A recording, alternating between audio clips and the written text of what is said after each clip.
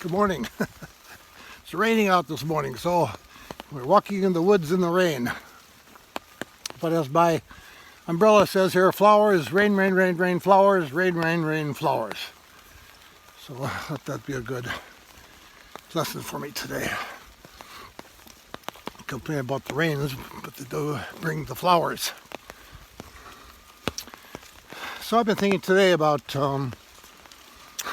probably as most of you have, about this pandemic, this coronavirus, and sort of what this has to do with my faith. How does this intersect? And it's probably a good question for people to ask people of faith is, how does this fit in with your idea of faith? And maybe even going so far as to saying, well, what kind of God would do this to us? And that's usually the easy way out, or the easy way away. Saying, well, I can't honor a God that would permit this to happen. Why can't my life be perfect? And it's a good question. So how do I see these things? How do I see this pandemic fitting in with my faith set? Well, that's the way I look at it. I see that we are created in the image of God. We're given this wonderful planet here to be able to meet our needs, but also for us to have stewardship for. That means that we take care of this planet for God. And when we don't do a very good job, we suffer consequences.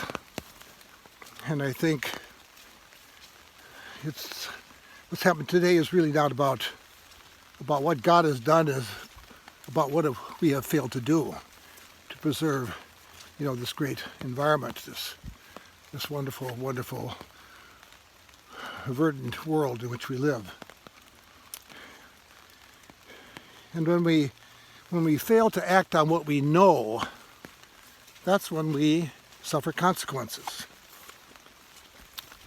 So when we don't care for the environment, it can lead, as some scientists have shown today, a lack of diversity in ecosystems can result in sort of the growing and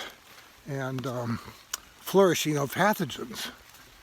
A recent article on this month's National Geographic talked about that, and about the great capacity of giant sea clams to filter pathogens. Wow.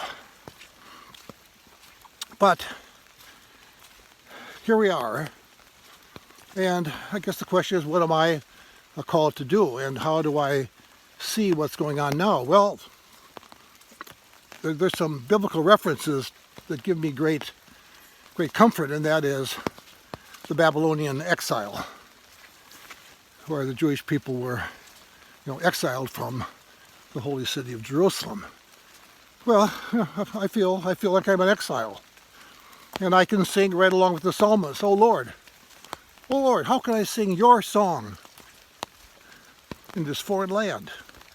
Because it's getting pretty foreign, isn't it? We can't meet our friends as close. We can't hug anybody.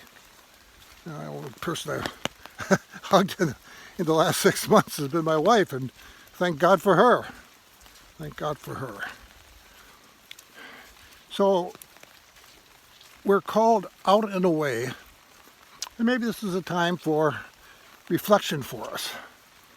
And that's kind of how I see this, as I see my role in the world is not to aspire to some kind of heavenly kingdom, but as I read the scriptures, God's telling us this is the kingdom. Have the kingdom come here on earth. Those two important things in the Lord's Prayer. Forgive us our sins, as we forgive those who sin against us, and your kingdom come. Your kingdom come. And what's that like? It takes work. It takes work of all faithful people to work for the kingdom to come. And, we Christians have had a pretty good track record throughout history. One that immediately pops into my mind are the religious sisters of Memphis in the yellow fever plague, when people of means fled the city. These healthcare sisters, the religious order, stayed behind,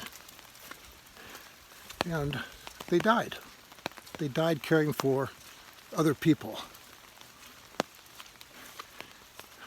Now, to some people who do that are just suckers. But to me, in my set, they're saints, they're models. So we are called today to not to run away, but to work through, and to be models of healing, because that's what I think Jesus was all about. He was a healer, both physically and emotionally. So that's my take today on Christianity and the coronavirus. Hope you all had a good day, and knowing that it's raining today, we know that sunshine is soon ahead. God bless you today.